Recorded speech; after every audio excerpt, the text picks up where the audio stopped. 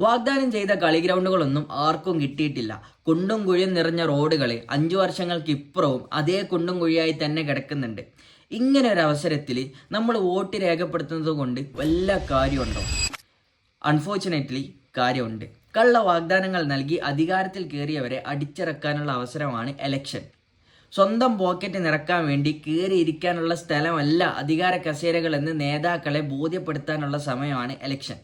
അധികാരികൾ നടത്തുന്ന അഴിമതികളും തോന്നിവാസങ്ങളും ചോദ്യം ചെയ്യപ്പെടും എന്ന് ബോധ്യപ്പെടുത്തി കൊടുക്കാനുള്ള അവസരമാണ് എലക്ഷൻ.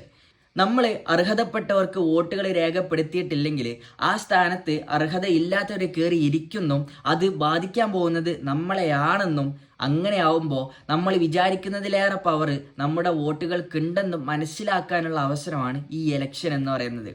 അതുകൊണ്ട് എലക്ഷൻ ദിവസത്തെ ഹോളിഡേ ട്രിപ്പിനുള്ള ദിവസമായി കാണാതെ നിങ്ങളുടെ അവകാശവും നിങ്ങളുടെ ശബ്ദവും വോട്ടുകളായി രേഖപ്പെടുത്താനുള്ള അവസരമാണെന്ന് മനസ്സിലാക്കുക. ചുരുക്കി പറഞ്ഞാൽ ആരും വോട്ട് ചെയ്യാതിരിക്കരുത്.